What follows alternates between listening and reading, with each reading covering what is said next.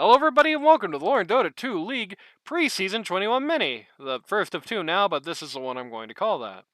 Today we're taking a look at the Hollywood team taking on the Fortkins team. Or really, it looks like the Math Magician team when he's drafting. Team ban. Radiant team ban. That's my guy. In chat there. Only people with 3 million IQ know where my avatar is from. It's basically my character at this point. 5 seconds. Said no one drafted you, the best player in your village. Honestly, probably true. Dire team ban. Gyrocopter ban. Disruptor ban. I agree with Math Magician here. I'm never really sure why people strap yourself in for this game. I'm strapped on, don't worry. I'm really never sure why people don't ban out the Disruptor more. Because it's just such a big hero for the Hollywood, it's such a comfort hero that I always feel like if you're letting it through and he gets hit, even if he's not in a, like, Hollywood's skill in the Disruptor compared to most heroes, and the Mirana, though the Mirana isn't way too far deep in the trash can for him to play much of right now. Those two heroes, I feel like Hollywood in a bad Disruptor game on the Disruptor is usually going to perform stronger than a Hollywood in like a good, say, Clockwork, Rubik, so on game on those. So.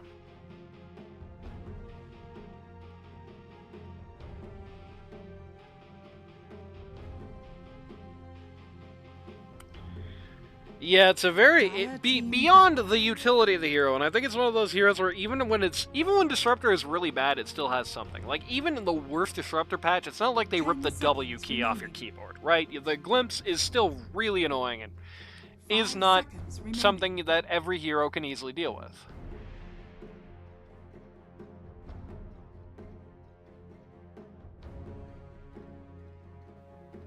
Banning out a bunch of heroes that the, not the Gyrocopter, but otherwise a bunch of heroes that the Watkins team played in the first round is Kunkka meta. It's certainly not meta in the LD2L this season, because he ain't been picked yet so far, this many. It's always hard to answer questions like, is Kunkka meta in an LD2L context? Because, you know, usually the answer is going to be, is Kunkka meta in, like, pro games? Is Kunkka going to be picked at TI? In which case, I think the answer is, like, Kunkka is, like, kind of second string? Kunkka is, like, not unpickable, but is not, like, going to have a huge presence. In LD2L, is that going to change? I think he's actually worse. I think he's harder to pick in the Dota 2, in the LD2L. I've always said LD2L follows pub games more than it does pro games, but it does have, it does tend to have its own rules, yeah. 10 seconds Undying immediately gets Windrunner in its face. Presumably going to be the Hollywood hero? I guess I don't know.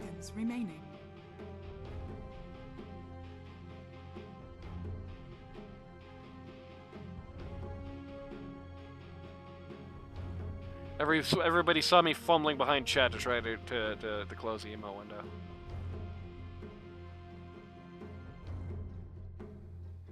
I am very glad that after Math Magician banned out the Disruptor, he just said Hollywood's out.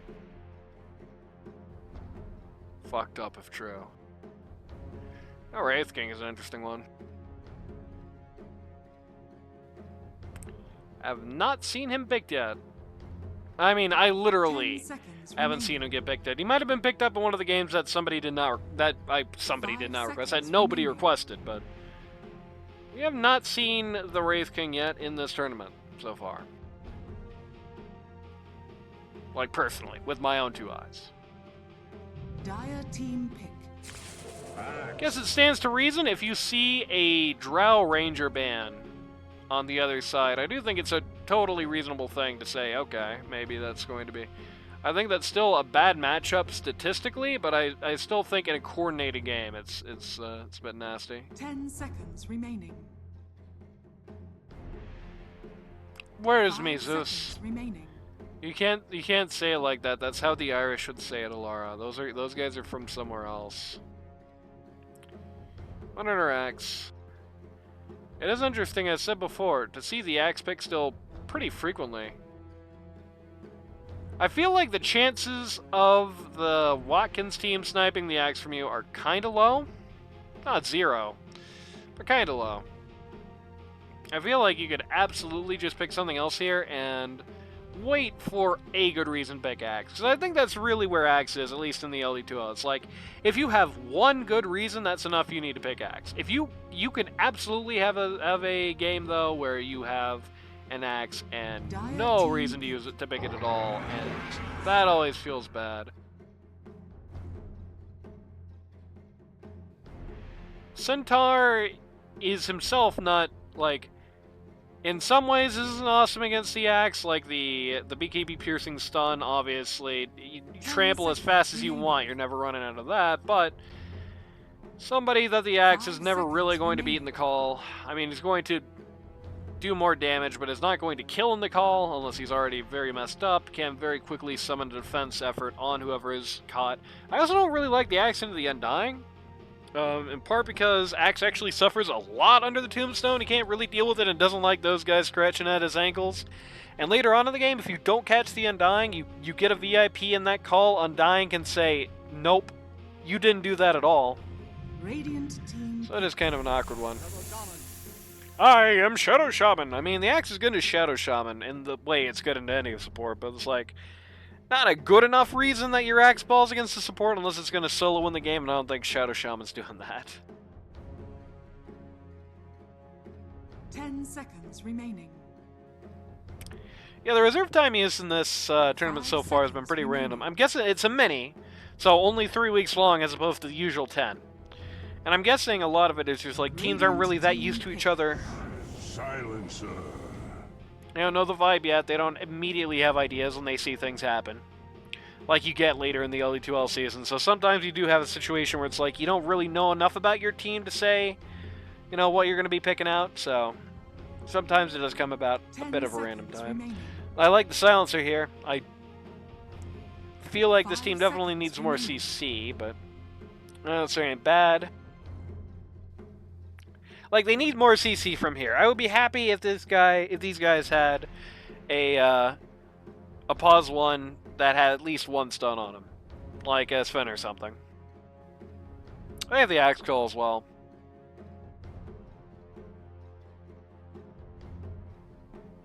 So the Windrunner, the Shackles plus the Axe Call are decent enough, but I really would like to see, like I said, like the Sven stun, something like that. CK, surprised I haven't been seeing any CK at all in the LD2L. I mean, I guess it's probably, I don't think it's being picked in pros, but like CK in pubs is doing pretty good right now. Surprised it hasn't been featured at all in the mini. But something like that as well.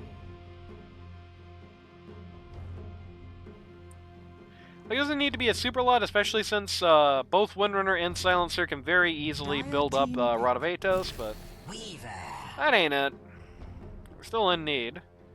When I get into the Undying, it really does not care about the Undying at all, but I kind of hate it in the Centaur and the Shadow Shaman. I really hate it into the Centaur, actually. I don't really think I like that Weaver pick. Unless it's a support. This could be the ultimate juke, and it could be a Windrunner as a core, and Weaver's going to be the other support. And in that case, I still hate it because Windrunner also stuck in the Centaur. You know, there's no happy ending here.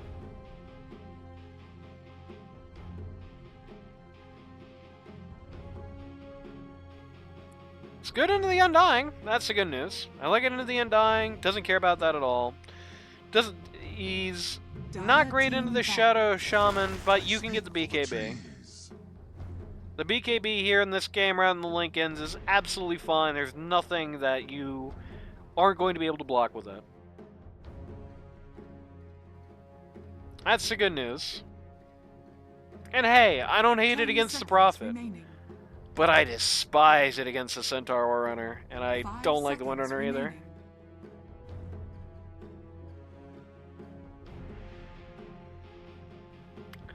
At the very least, the Silencer still looks like it's in a good spot here. The Global Silence is still very good.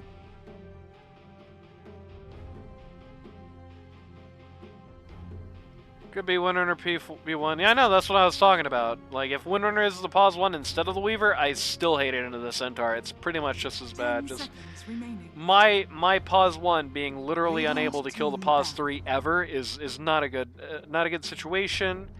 My pause 3 being one of the best like rescue guys in the game. I mean, think about it like this, right? You drop the power, you got this shackle, you got the best shackle ever, right? You got the Dire team maybe back. subsequent axe call onto the Nature's Prophet here, right? Squishy guy. He should die in 2 hits, except the Centaur Warrunner, if it's bad enough, can, like, at the very least, the Centaur Warrunner can jump in the middle of that and hit Q on top of your head, and then ult, and that's probably going to be enough to get the guy out. 10 And if that's seconds not the remaining. case, if it's bad enough, 5 you can seconds remaining. you can buy the eggs on the Centaur Warner. It is absolutely, team you are pick. absolutely allowed to buy that item. I think it is Radiant really team underrated in pick. LD2L. You can absolutely stick the Nature's Prophet on that little cart and have him right off into the sunset. And this team has so far, outside of the silencer, which you can deal with BKB, has nothing to say about it. Nothing to do about it. 10 seconds remaining. 5 seconds remaining. The Necro here feels like they're pretty confident about their lineup and they just want to seal the deal. In particular, it feels like if they're picking this, they really don't think the silencer is going to be that big of an issue. Or they feel like even if he is a big enough issue, he's not going to be able to 1v5, which right now it's true. Because the silencer on the Radiant I like a lot. Nothing else on the Radiant is going to have that good of a time. The Nature's Prophet pick made the axe better, but that's the only real upside it has. The Weaver is not going to have a good You time. may now select your heroes. You have a Centaur Prophet and picked Sniper into that? Really? Are you sure? If you're positive, I mean, Radiant's draft is awful. I wouldn't be mean enough to say Skywrath get much play sometimes, but mostly I'm just specialists. Guys who play that guy a lot play him sometimes. I wouldn't say the word awful. I don't think it's instantly unwinnable. The Dire still have to have good execution to make it actually work. If the Dire have bad execution, or if the Silencer is able to really stifle them and they can't really deal with them that well, then there is at least an argument. It's not like the Dusty Copeless game from Sunday where I was taking a look at it and I was saying, unless something goes horrifically wrong, this is over from the word go. They're fighting an uphill battle is a very good. I would use that exact phrase. Is not going to be a good day for Radiant, I think, in a lot of ways. I don't know how they're laning it because they've been switching around their cores in this lineup, and it's always. I feel like in LD2L, it's almost always this way. It's Curso de Silencer, right? Like, if you pick Silencer, your Silencer is going to have this awesome-looking game ahead of him, and indeed, this is a super baller-looking Silencer game. Look how effective this Global Silence is going to be. These guys are creeps when they're 5-man Global Silence. They don't have anything to do. There is, like, no passes on this team. There is, like, everybody is so cast-reliant. That's the good news. The bad news is these guys have no CC. They have no way to stop the items. I can't save out of that. If the Global Silences aren't baller, it's so hard. Like, if these globals aren't the best globals you've ever seen, there's a Prepare lot you for gotta take battle. care of. Need picture-perfect positioning, that is all, yeah.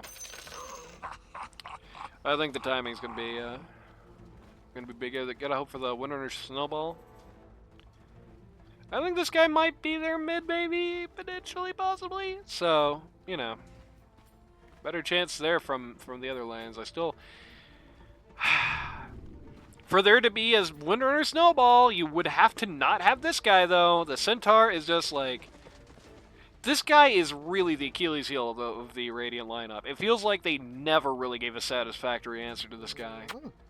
Like, all they've got is just the Global Silence, basically. It's going to be hard to stop the Stampede in to save somebody from Mingtoff. It's going to be hard to stop to deal with. It's going to be hard to stop the Blink Stomp from being tough to deal with because of how these heroes position. And nobody's going to kill him. Like, the Weaver is not going to kill the Centaur. It's just going to, the Weaver's going to die first off of that. The Windrunner is going to die first off of that. The Silencer and Axe aren't going to get the guy in any case. And the the Sniper is going to turn into, like, ham cubes if he shoots that Centaur a couple of times. Like, it's going to be real tough to get rid of him. And worse than that, not only do they have this Centaur in this really good-looking Centaur game, but they also have the Necro and the Undying that are able to sustain him even more. So even if you do get a nominally good situation on the Centaur, you got those two to deal with as well.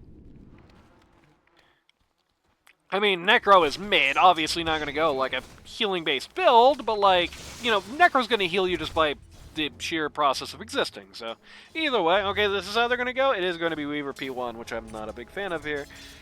Let's do everyone's favorite part of the cast, the roll call. On the Hollywood team, on the Radiant, pause 1, you've got Tyrant on the Weaver, pause 2. You've got Charlie Wang on the Sniper, pause 3. Goodbye, Watkins. Pause 3. You've got you've got Purple Moon Jelly on the Axe, pause 4. You've got Uncaring Stone, who was going to be on this Watkins team, funnily enough, on the Windrunner. And pause 5, you've got Hollywood Captain of the team on the Silencer. On the other side of the coin, for the Watkins team, pause 1, you have Math Magician number 10, a Karan fan. On the Furion, getting a little messed up here. Pause 2, you've got Kitty on the Necro. Pause 3, you've got Big Dog Sammy on the Centaur Warrunner. Pause 4, you've got Watkins on the Shadow Shaman. And pause 5, you've got Wool on the Undying. Captain of the team, by the way, is Wolfortkins. Can I coach you? Hypothetically, I guess. I don't do that much these days anymore. 10 years ago, I would have been very glad to do it. But, well, maybe not 10 years ago, but like 5 years ago. Watkins is just going to get caught here and just explode. Radiant's top tower is under attack. I think Shaman is getting a little too cute in this lane. This is going to be fine if he just, you know, if he plays it straight, if he just plays it out. Coach you for one pub game, sure, I could do that. If he plays it straight, plays it out, right? Like look at that. Weaver literally just gets Centaur stomped, and there goes half of his HP just like that. He tries to respond, and he takes about as much as he's doing. Silencer's immediately throwing his last tango on this guy, right? Like, if Watkins just takes it, you know, cools it, takes a break, plays it simple, plays it safe, does it like this, yep. Sticks close to Sammy if he minimizes the risks, doesn't try to contest against the funny Silencer, then yeah, that's going to be an awesome lane for old Centaur, and indeed, he just gets a double kill there. So, like I said, playing it too cute. Just in this lane, you've got enough of an advantage to stay in it. Don't go and try to have a beef with the Silencer, because this guy can get to you so fast to do a lot of damage to a squishy guy. No point in it. Oh, Big Dog Sammy here, though. Stuck around under the tower when his HP got a little low. So, at the very least, Watkins got the revenge kill on Abra. On Tyrant, rather. It's going to go down here, but Freon thought about popping in on this. I think that might not have been a bad idea, but he would have had to do it a little faster. And I don't know if he was ready to do it a little faster at this point. Bloodbath in the bottom lane, that's for sure. Abra. Tyrant's sponsor is Abra, I think. Yep. You can see that there. Dire's top tower is under attack.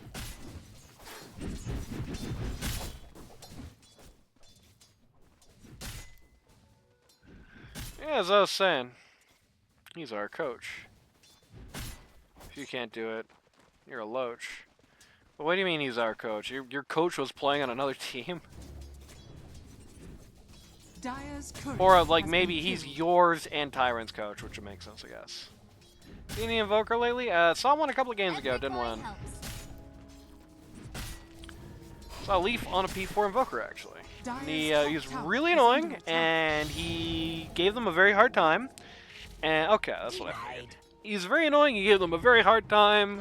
Played it well. Didn't win the match, unfortunately. Was not on him. Was on the draft. The draft was unwinnable for that team. Sniper winning out mid, and it's like, I mean, he better. It's a very poor lane matchup for the Necro. And Charlie Wang is not a bad mid, so. Buying the raindrops. Like to see that. Gonna make things hard for the Necro early. Sniper has to win lane for this to work, that's for sure. Gonna have these very awkward team fights. It's like, I think for the Radiant to win the game, they have to offensively ignore the Centauran fights, but not defensively. In other words, they have to position themselves around his skills and not actually fight him. Got the Windrunner here who is going to die fighting the Tombstone. She doesn't even get it, access to get it, which, hey, that's still something, but kind of sucks.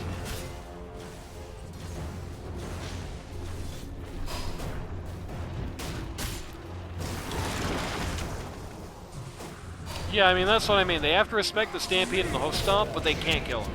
Because if they put resources into him, good turnaround by Uncaring Stone, just immediately presses on Math Magician, who stayed a little too close to this here.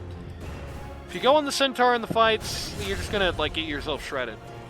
Once again, Watkins getting too cute back here, like. Oh. Big Dog Sammy. Oh, man! What do you mean he died? He had, like, some kind of DOT on him. Do that again. So he hits the Centaur, and then he just... Oh, he gets killed by a creep! A melee creep walks up to him and kills him. That's so sad. Still works out for him in the end because he did die after the Radiant guys did. Oh, just Math Magician just barely misses a kill on the Silencer. Takes the Lotus and leaves, Radiant's bottom tower is under attack. which is good because that would have been absolutely under Radiant's control. Like I said, Watkins getting too cute down here. If he just sticks to the lane, if he plays it as safe as he can, then he is going to be fine this game. Like, if they pull, let them pull, and then go in with a Centaur. Like, you're going to win that fight. They're not going to be able to knock you off of that, so just stick with the guy. Play the lane as two players. He's got himself a Vanguard now, which is going to be a big power spike in a lane that looks like this, because with the Weaver, a lot of that damage is going to be coming from that right click. I think I would like to see a one of my favorite little things, a casual cloak would be very good for them here. We have a rotation in the lane from Windrunner. The oh, well, Centaur is going to hit Q just expressly to make that Silencer debuff last longer on him. Good rotation for the Windrunner. Is able to disappoint Swayze by making sure that not Swayze, sorry, disappoint not Swayze by making sure he needs boots, my friend, mi amigo.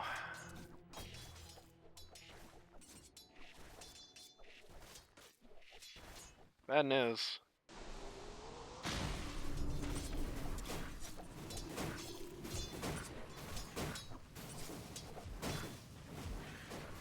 But yeah, casual cloak, and I think you are absolutely golden here. Anyway, for 2 years of brand art, yeah, I'll do that too. Makes you feeling better? I'm really not a fan of this system. I think this is like the traits plus the talent, sorry, plus the Ag Shard, plus the neutrals are already bordering on too much. I think the trait, the facets plus the innates, I think this is a bridge too far. I think there's just too much to every Dota hero now. Just too much crap. Like, you know, it really isn't good that you have to do a lot of homework, and it's especially not good. So many of these facets are just noob traps you should just never use. Like, even now, some heroes have 2 choices, and the win rate disparity is like 10%. I assume this is, yeah, this is a chasing ult for from the Centaur to chase after the Axe here, past the tower, but this is crazy talk. The Global Silence just comes out in response. They are able to get the Axe. It comes at the cost of the Furion, and the Undying is basically guaranteed to be next. 3 HP, dies of the last urn tick. Wow. Though he does have this silly little innate, so he will be instantly revived. And he is back already. Radiant's bottom tower is under attack.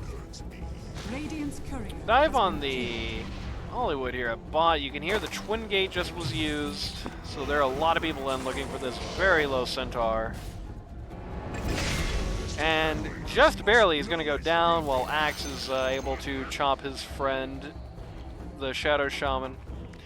They split this well, but the Radiant called their bluff. They chased the correct target. They knew which way the important target was going to go. Axe misses the call just barely. Weaver and Axe, they get the double Q from low here.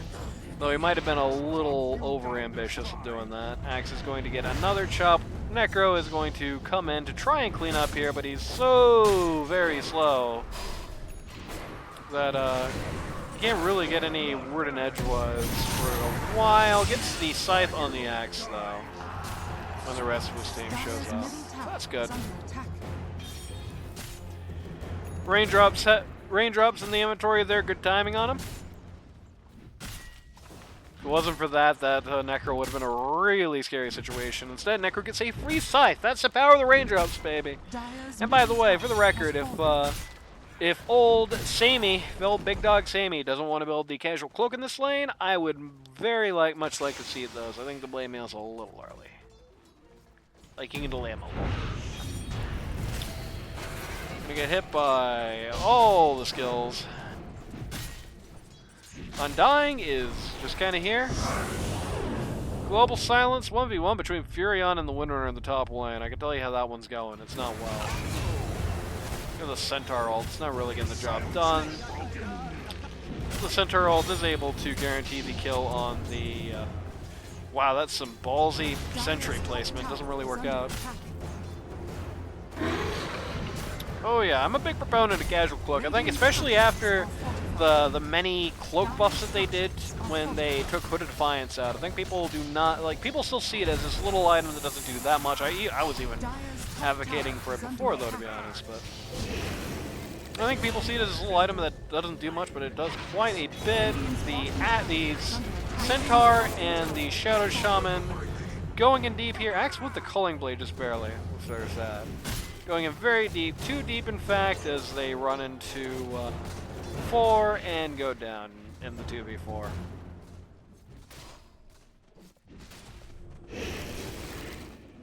Haste. Necro is quick. Uses that speed to run right in the lane. Necro uses the speed now to just get rid of the Windrunner here. Gets a very free scythe.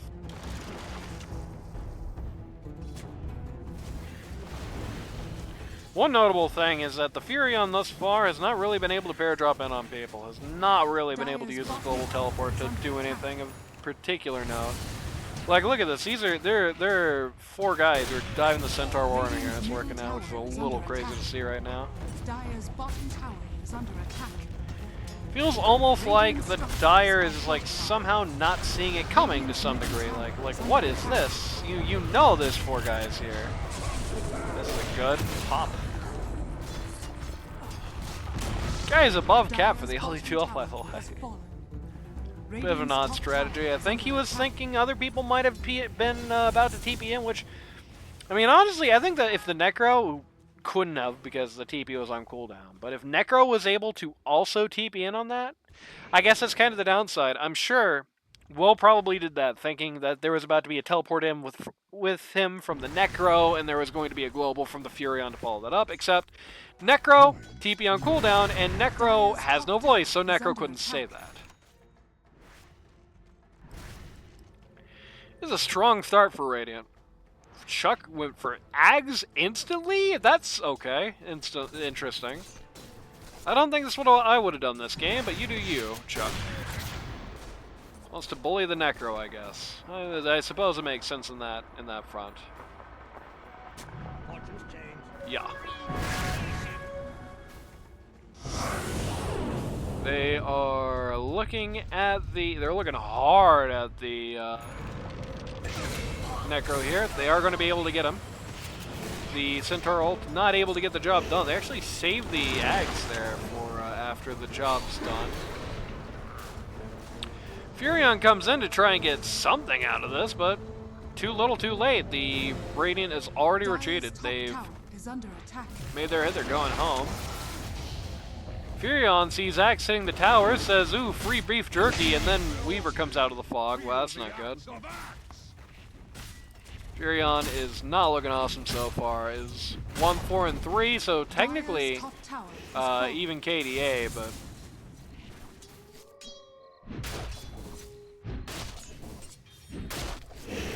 feels like he's really behind on the net worth. It feels like he's not very useful in the actual fights yet. It's not feeling awesome. Centaur is going to go without any kind of magic damage resistance, which at this point I guess is...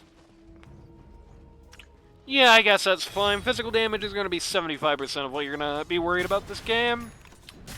Like, I would have done a casual cloak here, raindrops, but I think I would have probably been okay to leave it at there for quite a while afterwards.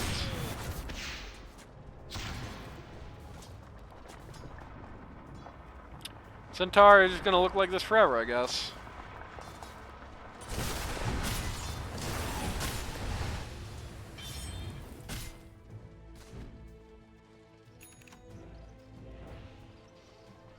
I like how Axe and Centaur have these very, very similar builds. I feel like Axe getting the stick. I don't think he wanted to get the stick. I don't think he would have normally gotten it, but he did get the stick this game. That's the right thing to do here. Always against an Undying.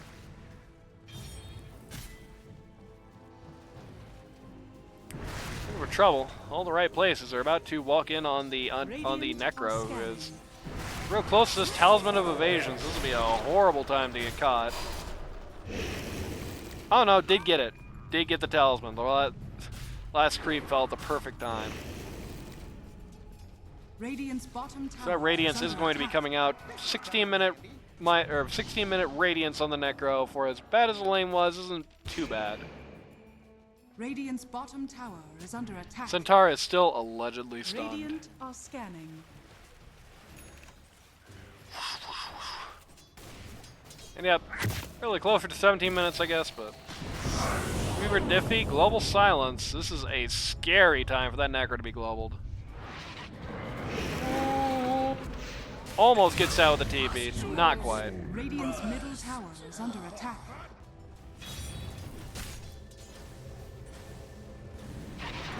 TP's in on the poor stunned Centaur at mid.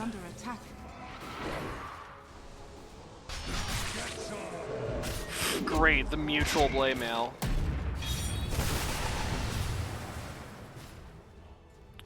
The blade mail in the Centaur there was very, very annoying for these guys to deal with. The exact problem I was discussing earlier just kind of came up there, where it's like they literally could not kill the guy or else they were just going to die first, so...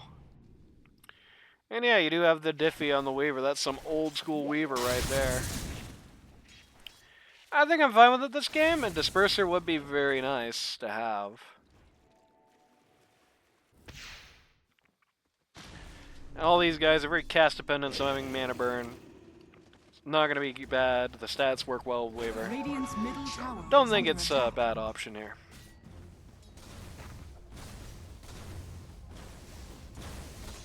What comes after Ags on Sniper? Easy, Mjolnir, of course.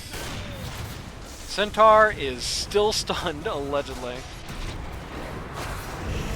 Axe goes in trying to get him, but the support line immediately puts up a big wall the Radiant is not going to be crossing. They're going to just stop, take out the snakes, take it slow. Axe, by the way, did get a casual cloak. Very nice. Especially good because this is a... He's actually going straight into pipes. This is no casual cloak at all. This is a really nice pipe game. No mistake. I really hate to see it on the Axe. Like, I don't think you have any other options, but you're not... While it's the right call, you're not happy doing this. You're losing a lot of momentum at a time when your team is up. The seeds of fortune. I think maybe especially given how this is going, I think what I would have done here is I would have been the greedy little bastard and I would have said, I got the cloak, I'll get a pipe later, build raindrops for now. Waited maybe one more big ticket item before getting it. Because it's not like these guys are going to stop being very magic damage centric anytime soon between the Necro, the Centaur War Runner. I mean, a lot of people kind of forget that this guy, in a way, like a less direct version of it, but like Primal Beast, just kind of turns his right-click damage into magic damage. Almost get the Undying there. He's just barely able to waddle away. This is starting to worry me a little bit, how people don't seem to be able to kill anybody on the Radiant anymore, which is a little scary. Shadow Shaman has that Ghost Scepter coming up. My blade crackles with power. Centaur takes the double damage, says it's time to hit the T1. I concur. Necro's hanging out up here around the Twin Gates. Radiant seem to know somebody is up here. Not exactly where, and Necro is going to be able to get out. Fine as a result of it, going for Sharded Travels next. They're going to try and bring people to this T1 mid to defend, but it's just too little too late. I don't think I agree with this call.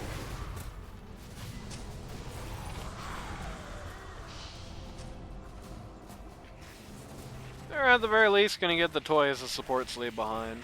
So Weaver's going to get the tombstone, if nothing else. I'm going to get the snakes, which are not great money, but they're very safe money. Weaver's just... What's wrong with Weaver? He's just a body. They took his limbs. Messed up. This leg portrait, he's just a floating head. He might be just a floating head, honestly, because he's got such a big one on the skin, but I think he's a head and a body. Radiant's bottom tower It's is crazy. under attack. Dota's messed up, man. Dire are Furion scanning. has Mjolnir. It's going to let him start at least coming back, and yeah, indeed, has climbed up these charts. His third place now highest on his team, so that. Team, speaking of which, is going to go for a Torment here. Good objective to take with this Necro character, who's able to make sure your guys are going to stay alive. It's going to go to the... That's a huge pickup for this point in the game. It's going to go to the Undying, so they now have one more very convenient save.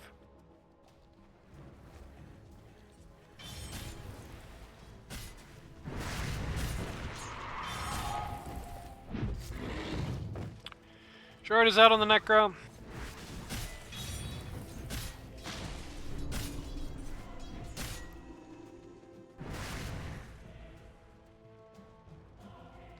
I'm gonna take a quick drink.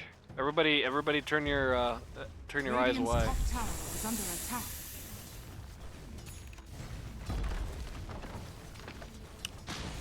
Okay, I did it. You can look back now. I'll dare to be more aggressive. Seems like they're falling behind. I don't know. It feels like right now the Radiant are kind of struggling to kill them. Dire's The bottom Dire are tower getting a couple of is under pickoffs attack. and are really crushing towers here. In the last 2 or 3 minutes, they have. Oh, speaking of pickoffs, actually, they just caught Windrunner coming out of the Twin Gate. But took 2 towers. Got a pickoff though. They did lose 2 on the other side of it due to not knowing where the Radiant is.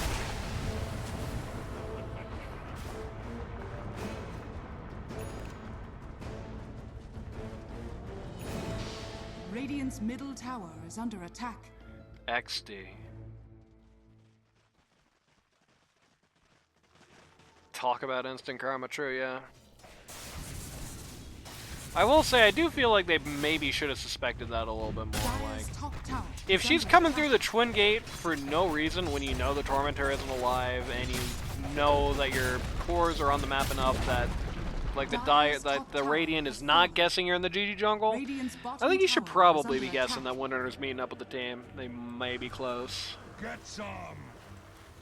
Well, what are you gonna do? It is a bit of an abstract thought to have, so... Would not blame you necessarily for not having it in the moment. It is something worth thinking about.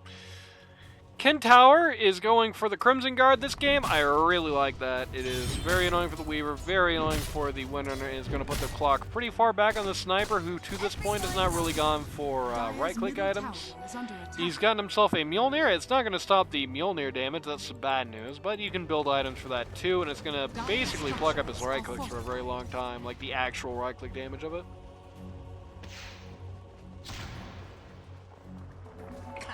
It's a high value item here. I definitely agree with the purchase of this game, and he's got a pipe queued up next, so we'll no longer be we'll no longer be getting shredded by the Mjolnir, which is good. So he's losing his damage both ways. I don't know if I necessarily would have gone for the pipe this game. I think it's not bad, but I don't think it's strictly necessary. A lot of fire and fury on top of the silencer's head. Centaur War Runner runs in to break it up. Global Silence is pretty tough for them to deal with. They are able to get walk-ins during the time. Necro gets the Silencer, which unfortunately at this point probably the lowest priority kill for him. Look at that Crimson Guard. Just ding, ding, ding, ding, doing nothing to him. Axe Blink Dagger gets canceled. But they are still going to get a double kill on... they're still going to get a double kill with the power shot, really, mostly. The Furion shows up, but at this point, way too little, way too late. Like, I feel like that fight, if Furion shows up at the peak of it, I guess he can't really, because so much of that was under the global silence. He doesn't have anything to do about it yet. So I guess it's one of those things that, you know, it's unfortunate, but if he's able to show up earlier in that fight, I think the way it happens is very different. Instead, Dire lose 5 for 1, and lose T2 as well, so it's pretty bad. It probably will be good against the Silencer areas. Like I said, it's not a bad item here. I don't think it's strictly necessary. This is the thing, like, I think the amount of magic damage that these guys are doing is low enough that either A, I just order one of my supports to do it, most notably I'd order Undying to do it, and just wait around. Oh, Radiant also takes Roche for free off that fight. That's a good scan. I would order my Undying to do it, and then wait for him to get the job done, or I would like do maybe... I don't know, I just tell my other corps to get BKBs or something, you know what I mean? I think that's what I would do here. I don't think doing the BKB is wrong, that said.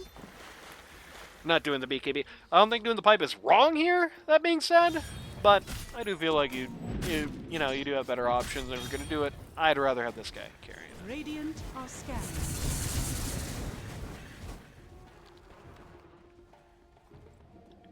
Radiant scan out around the Roche pit for if somebody is clunking Math Magician, and yeah, it does feel like Math Magician is not thus far.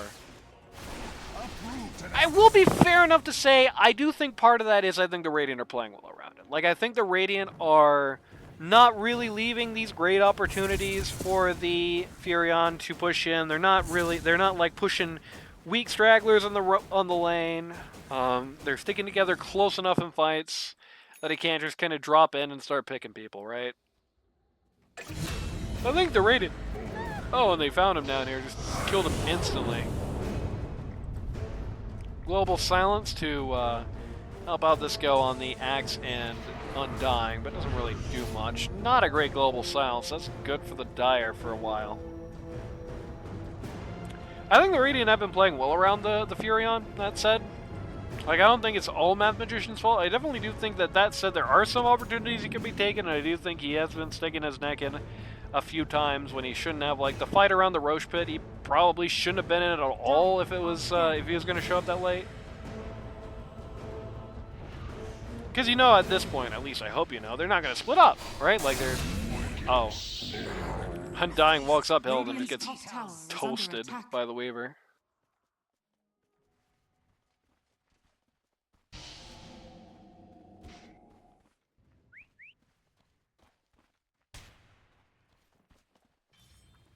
Weaver in a very strong position right now. Daedalus and Desolator.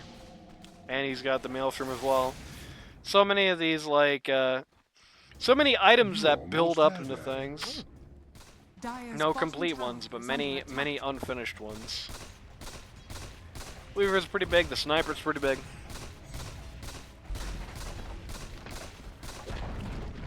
Dire's bottom tower has fallen. There's some question of going uphill, though.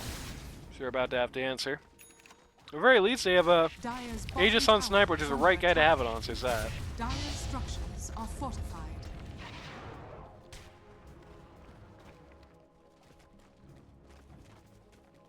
Radiant You can structures see Axe are is waiting in the wings here. Radiant's middle tower is under attack. Sees himself a nice opportunity in the form of the Undying, which, oh man, look at that. This guy get diced by AoEs. He's dead instantly. Did I say Silencer? I meant Undying there. Whatever. Oh! They try to follow on the, they try to follow up the advantage on the Undying. The Weaver sticks his neck out to try and get a part of it and just gets scythed instead for his trouble, which is not great. Yeah, that was a very good shot by the Necro. Furion puts trees on nothing. Hollywood are running away best he can. Gonna try and hide in an area where he's actually still in vision and just die. He didn't get the Aegis, but it's a 2-for-1 deal, and the Undying instant respawn. Or no, he didn't. He just respawned now, but hacks, hacks, hacks. They're hacking.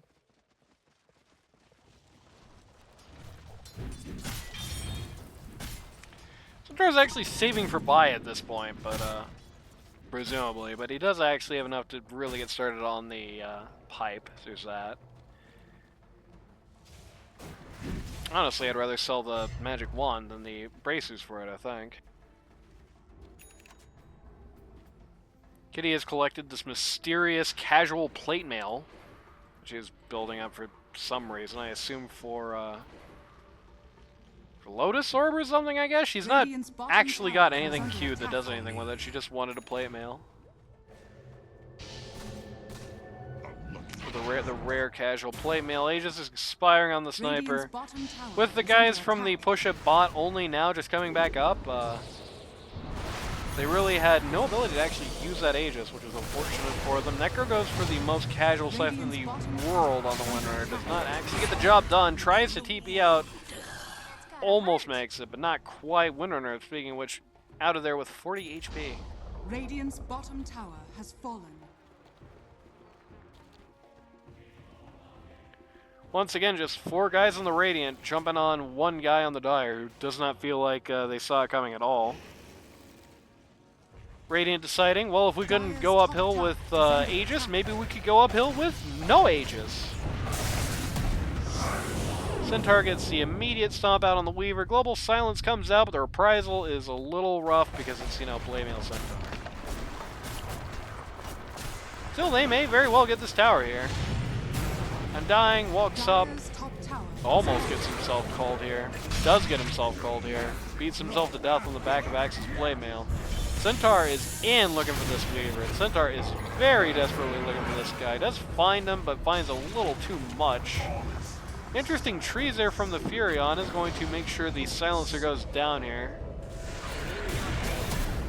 Ooh, they're able to get the Weaver, able to get the Windrunner in seconds flat.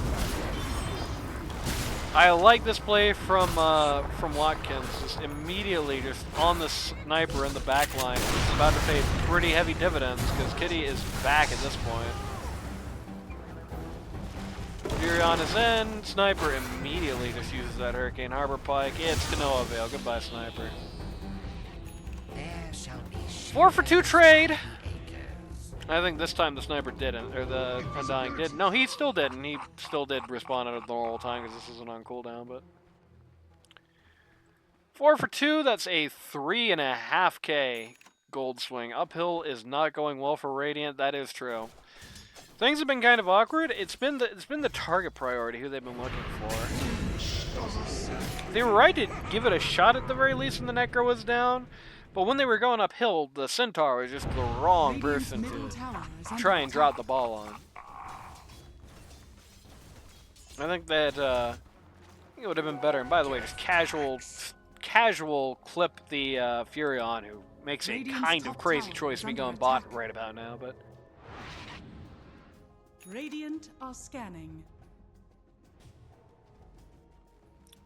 Targeting the Furion. They also lost the silence. They got the silencer ult. Didn't really work out for them there either.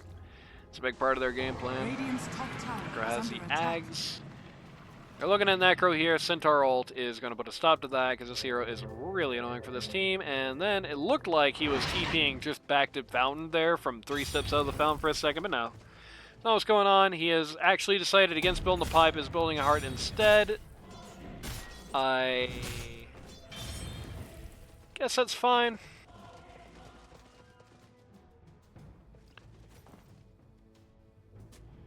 Yep, sells the one for it.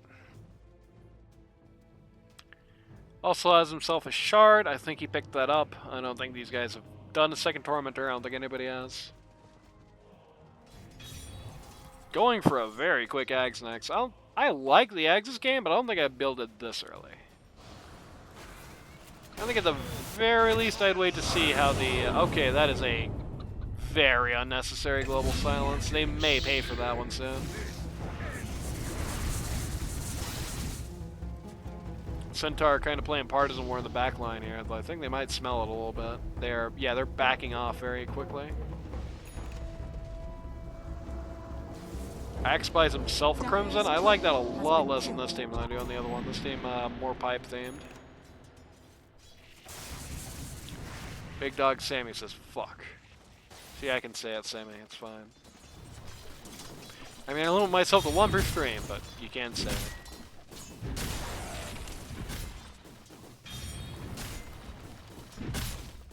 Radiant's top tower is under attack. They're going uphill on the Radiant once again. This is a very confusing time to be doing it when they have no global silence. This is crazy. They're just getting shattered here. 3 for none, 4 for none. The sniper lives at the very least, but 24 saves.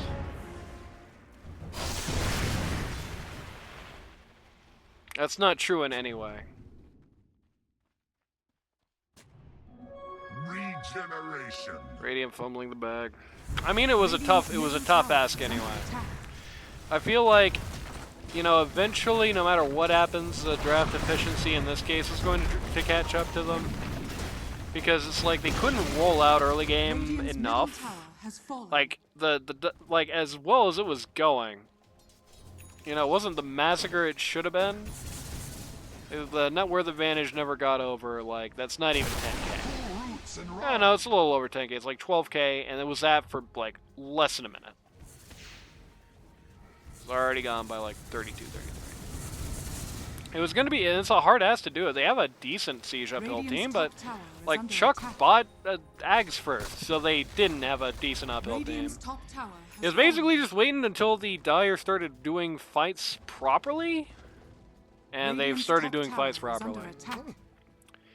Smoke in here, Necro has a Shiva's Guard, so that's what the casual play mail is for.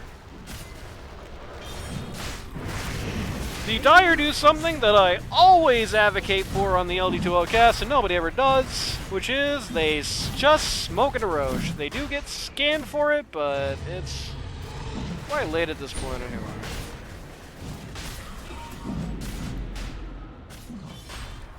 Fire do know, I think, the Radiant is coming at this juncture. Oh yeah, you gotta know now. Call on nobody. Global Silence is going to, oh my god, mostly kill the Necro. Barely survives. BKB revealed on the Fury on here. That's, no, that was his 8 second. Never mind. Tyrant actually goes in the back line while his team is fighting, gets the Aegis here, takes the first death immediately while Charlie Wang cleans out the Shadow Shaman in the back line. It's, well, second life for the Weaver? Yep, he actually gets killed by the by his attack there. He actually attacks the Centaur. Good use of the Yule Scepter on the part of Uncaring Stone. He actually goes after the Centaur there, and one hit on the Centaur is able to get him done. So you've denied the other team Aegis, but you did just lose 3 for 1, and had a buyback, which means that this gold swing is much larger than a Lux. Like I said before, that gold swing does not count buyback, so it does not remove that from the total you accrued. Or lost, as it were. Sniper blows a load of HTP hitting the Centaur, but without a great way to deal with the Windrunner, the annoying Windrunner shard. You can't really follow up on it in any constructive way. They're just going to hit these, this bot T3 here. Centaur finishes up the heart.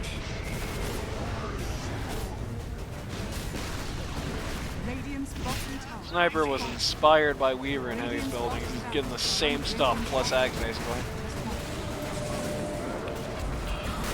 Big mechanism followed by a big call followed by a really big global silence is going to make mincemeat out of the Necro there. We also have the shard reveal in the axe, I believe. The Furion literally just called the Daedalus off the courier and was so excited to try and use it he died. Bit of a self-grief there, but if nothing else, at the very least, they got a ranged rack, so. I think they might have gotten another buyback. Yeah, they got the Weaver buybacks. That's pretty good. It's getting less and less worth it, though, as they lose more people on the retreat. It was incredibly cocky for Centaur Warrunner to try and take that. Almost killed the Windrunner, though. Like, 1 or 2 more auto attacks, she would have been dead, so that would have been funny. Now Wertha swung back towards the Radiant here. What are you doing, Marcus? Hiding in the trees. Had to take a quick piss or something. Axe going from BKB into travels. Axe is shard, blade mail, and defensive items. He is going to struggle later on in the game with a build like this. The Crimson Guard is not like. Even on Centaur, the Crimson Guard is going to mean less and less as the game goes on. The Axe has much less strength and is in a game where the enemy auto attacks are less worth worrying about. I mean, yeah, you do have the Undying, and his Tombstone zombies are going to get blocked by that for the whole game. That's the good news. The bad news is that already the Nature's Prophet is doing enough right-click damage. He's basically shredding right through the Crimson Guard's block. So it's really no longer an adequate protection against him. His Manta-style cronies, maybe, but him, no. And it's doing nothing for the Necro. It's just a big block of iron against the Necro. Well, we've got Barracks equalized here. They are able to take out the top range racks. Upon the attempted reprisal, you have an instant global silence. Shocked not to see like Lotuses and such on the support lines at this point. Lotuses, Yules, anything to get rid of this global on the Shaman and Undying, please. I guess Undying has the Guardian Greaves. Yeah, it was a very good global time. I guess the global does that weird thing where it like applies a second time, but still.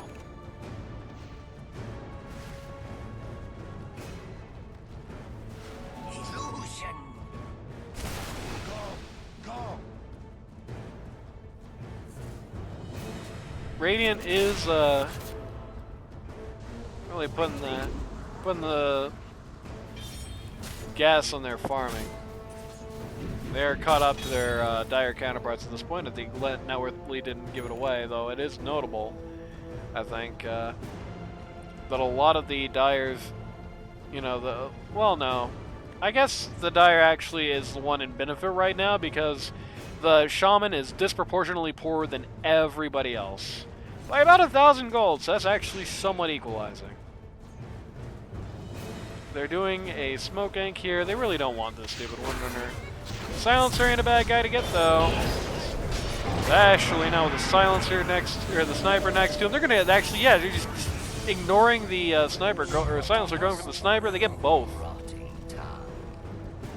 Which means that since Silencer does not have buyback for 3 minutes, they are not gonna have to worry about this global silence until this guy comes back up. They've actually had to otherwise, I believe.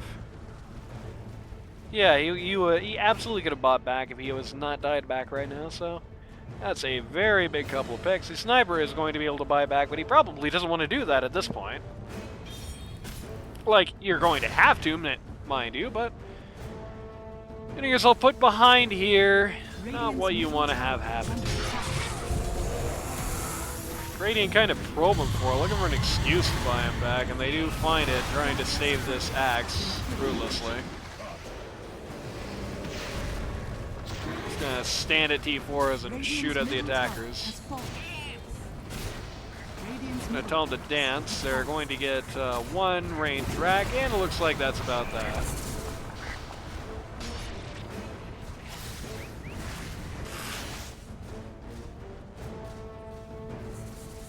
Centaur just hits his blade mail, invites people to hit him. He's got his Ags now.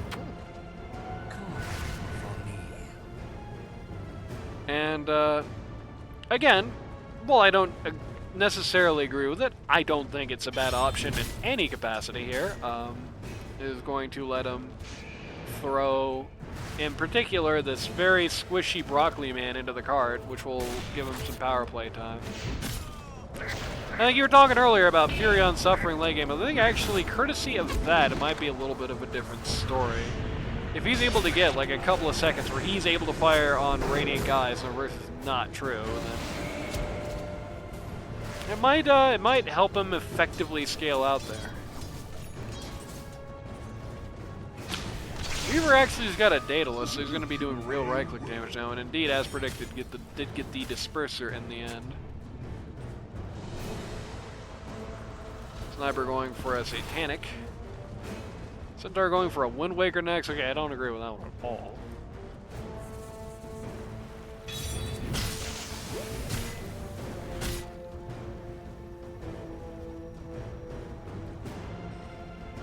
Shaman going for the Yules. It's gotten it.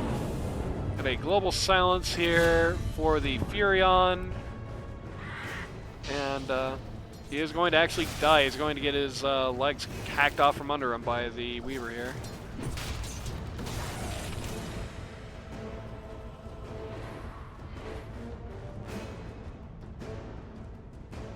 Radiant are scanning.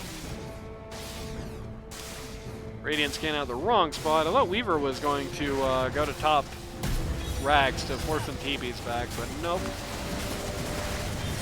Does not do it. In fact, the Dire are totally ignoring him and just trying to take the Tormentor here, though. Without the Furion, it's a little rough. They're able to get the job done in the end. And Shaman gets a free, annoying little shard. I mean, it's not that great, but it's very annoying.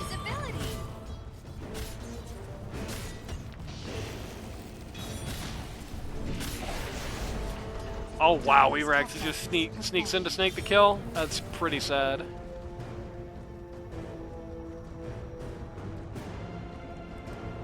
Roche not up yet. So Dire now missing one lane of racks. Radiant missing 2 ranged racks.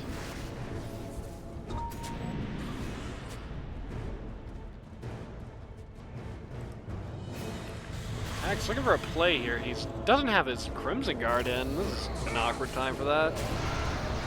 Going to catch this Undying is BKB. He still doesn't have his Crimson Guard in. Gonna try and TP. Weaver isn't gonna be so lucky.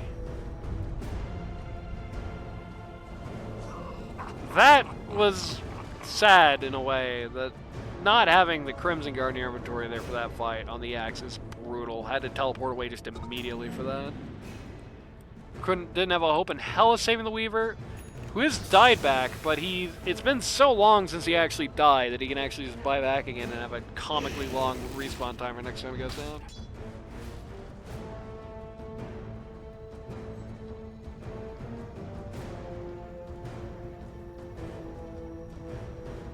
Dire looking to finally take an actual rack here.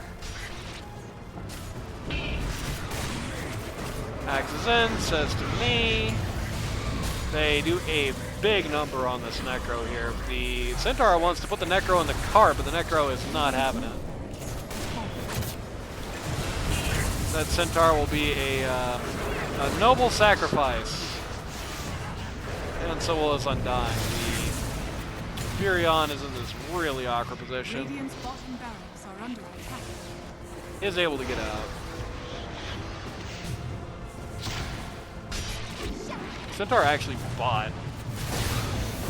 Necro is just completely getting annihilated. I do like how this team has like nothing to offer when they don't have right click.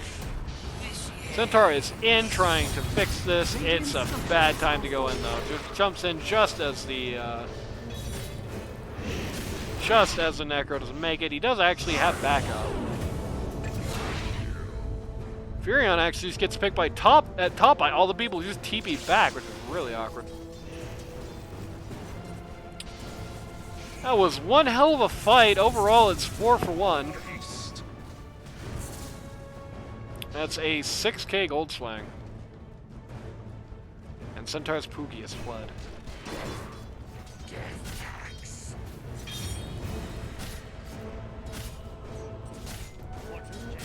The Ags did not work out in its little debut there for the Centaur Warrunner. The person who was trying to put in the cart literally didn't even like go for it.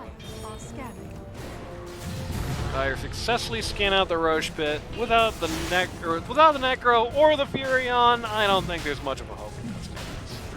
They could hypothetically buy back and invade, but they would have needed to do that before I even started that sentence, rather than at any point afterwards. By the way, from being part of some of these big, nasty, huge swing team fights, Windrunner's got a Scythe of Ice. That's a very big item. Centaur does not have a BKB, so it's going to be kind of rotten for him. The Necro does, the Furion does. So it's going to be rotten for the 3 and under club. Sniper, finish Satanic, really is almost done here. He's got his Ags, he's got his Shard, he just needs a Blessing, Moon Shard, and could replace the Treads like Swift Blink. But he's nearly done. Which is honestly a little scary because the Furion is not really done. He's getting a Butterfly, and Sniper does not have an MKB slot. Does he get, No, he does not get, you know, he does not bypass Mischance and take aim.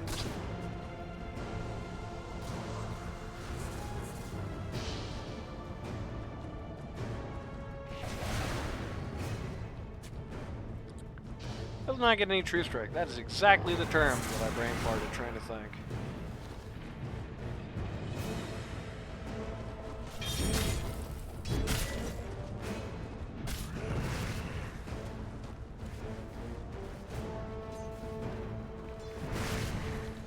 Scythe of Vice, one coming out on the Necro who's tired of not having any CC. This MP is kind of a feeder. Yeah, we did just see him go top and die in very embarrassing fashion, and his whole family saw and made fun of him, so.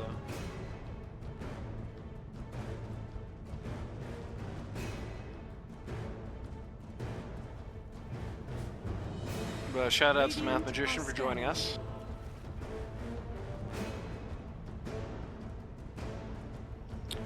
Very true.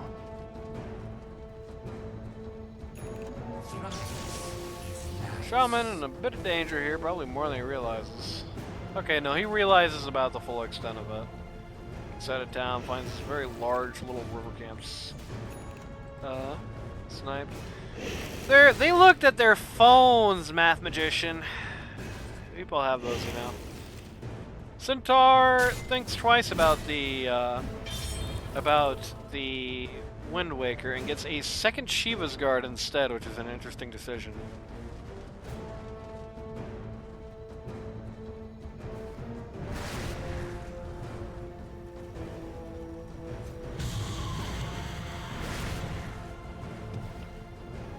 Honestly, I don't know what you get in this spot on the Centaur. It's a hard slot to buy, I think. I agree with the Wind Waker. I don't really like the second Shiva's Guard either, though. Still just kind of awkward. Oh, actually, no, I do know what I get. I just get the BKB, I guess. Stop having to deal with the global silences and the other silencing stuff. Stop having to deal with the shackle, so forth. And it's still not an awesome BKB game. So maybe I consider Lincoln's Lotus or something?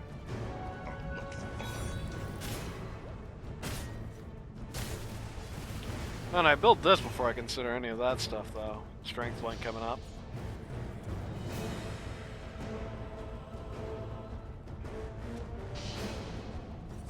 Weaver does not realize the danger he's in. Stunned out. This will be great. Yep, he is spamming that bad boy. I don't think you get that many reflects. I don't think Chuck is going to let you get away with reflecting it on him.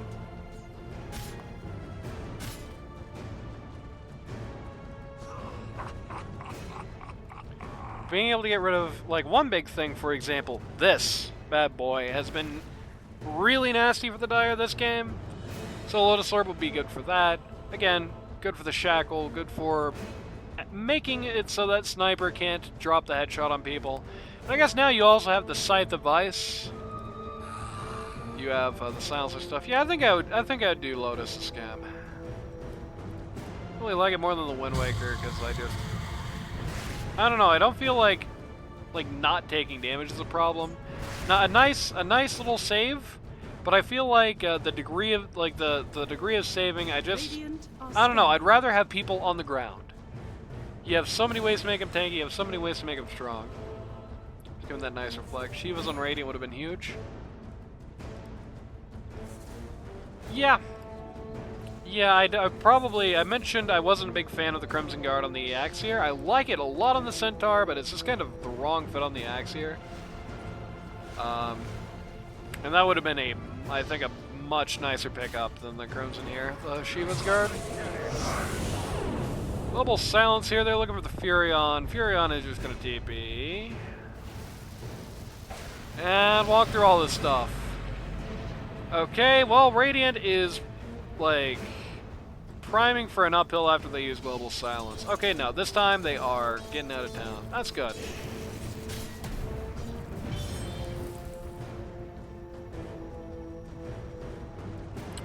Yeah, it does give him some mana. It does take some as well. I'll be fair enough to say. I don't know if it gives, I don't know if it pays itself off in mana cost, but when you're not actively using it, which isn't every day, you do get that. Furion going for just a straight out Ag's Blessing here. Does not want to replace one of his items. I wouldn't blame him. At this point, he doesn't even have boots. A golden thread. Guy is not going to get much scarier than this at this juncture. He's almost done. He's got the Blessing. He's got the Moon Shard. That's it. That's all he's got and he's done. Oh, Sniper must have heard my commentary of the future because he has dropped what he was originally going to go for, and he is going to presumably Ag's Bless out or replace Boost temporarily. But Ag's Bless out to MKB, which they do have Mischance going on. They have the Necro Radiance, they have Butterfly and the Furion, so it's definitely not a bad pickup. Definitely do not disagree with it. Radiant are scanning. Radiant are scanning. They scan themselves. Surprisingly, nobody is there. It would be funny if everybody on Dire just bought Shadow Amulets or something. Teams trade the Wisdoms. They also find Shadow Shaman on the way there. Still feel like Dire has a slay game? Probably.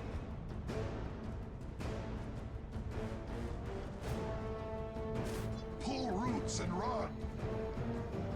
Dire's Only 75, same as CJ.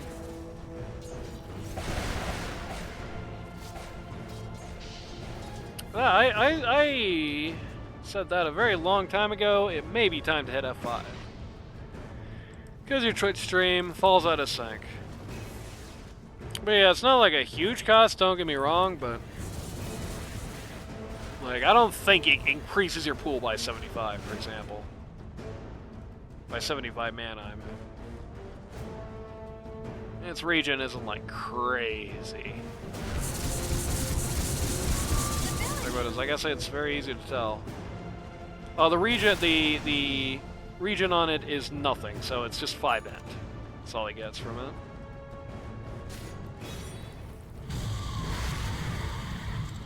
Every coin helps.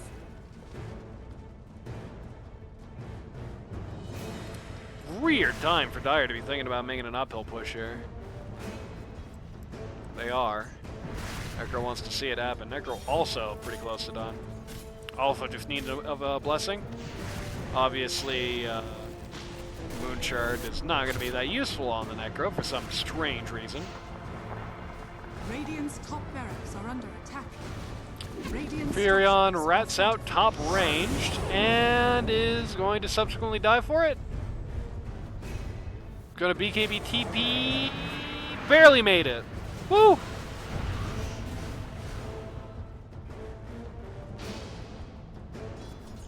Might have been, yeah. That might have been the call there.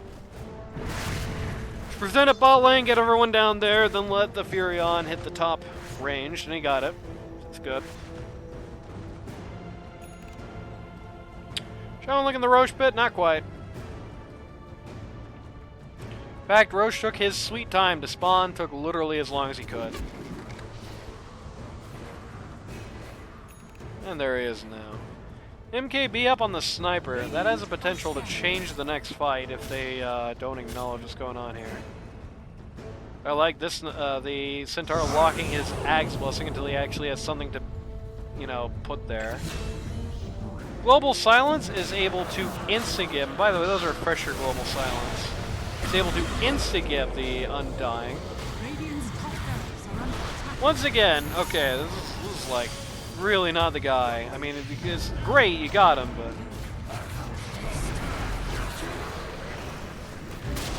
really probably not the guy you want here. By the way, while this is happening, Furion takes out all the racks. Sad. The response to the Megas is actually really poor. The team splits very badly in that fight. 2 stay and try to fight, and 3 go to top and try to get rid of the Furion. And as a result, everybody who was the 2 guys who were there still die. The axe gets cut down, the sniper gets cut down, and now these guys get megas, and they have to drop 2 buybacks pretty much imminently. Bollywood says, great game.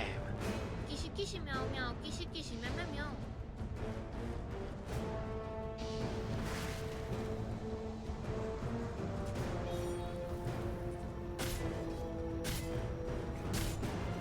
I thought for a second that I clicked on Centaur and that he'd lost his mind and sold items for Daedalus, but no. It's just the Weaver. Still pretty much where he's at. Centaur has decided his Ag's Blessing slot should be a BKB.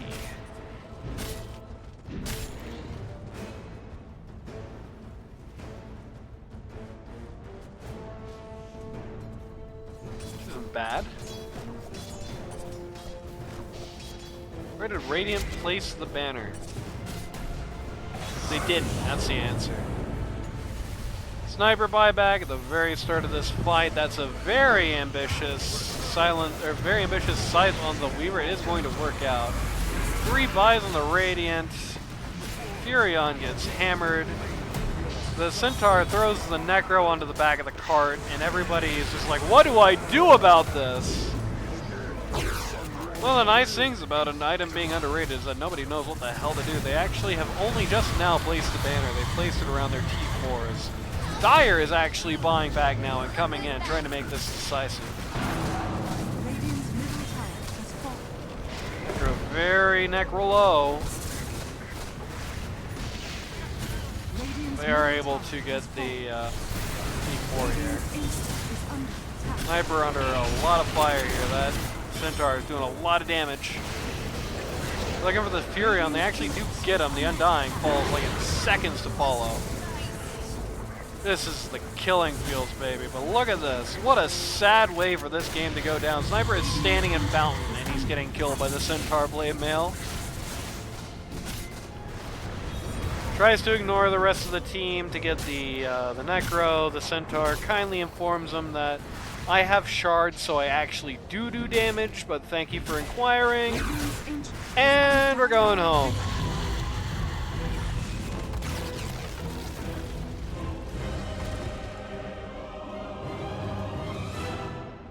It did feel like there were some issues for the Dire here, especially in the early game.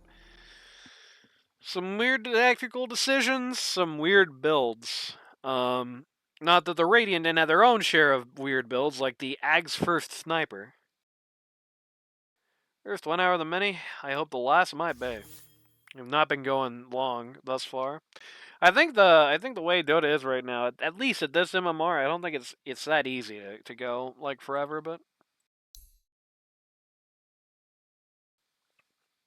the Radiant did do. You know, there was a lot of signs of life. They did fight their goddamnedest. The silence play was very good. They made their most of their weird little squad, but the key issues that were hit on with the draft, the key issues hit on in the draft, they ended up kind of rearing their ugly head in the end. In particular, That Centaur Warrunner was an argument that they could not quash, even to the end of the game. I mean, the literal last thing that happened in the game is Sniper sitting in Fountain, shooting at the Centaur Warrunner who has the blade mail up. The Centaur Warrunner is not really taking damage, and the Sniper, despite the Fountain healing, is. Like, that's where they were at. They really had no great answer to the Centaur Warrunner. They had to improvise all their answers to the Necro as well. And, you know, when they were able to get the rare once in a while like gank on the Furion, it looked pretty good. When they were able to take out the 3 and Under Club, it looked pretty good. But it's like, when they were able to take out the Necro, they couldn't beat the Centaur. When they were able to take out the Centaur, they couldn't beat the Necro. When they were able to take out the Necro and the Centaur, they couldn't beat the trio of the cores anymore with the Furion there. When they could start to deal with that, then they really couldn't deal with when Furion split them apart. They had so many questions that they had to answer, and their team really wasn't that well kit for any of them. They played it well, but they could not overcome that little difference, and that cost them the game. And it's the longest one of this show so far. Let's see how the other one goes.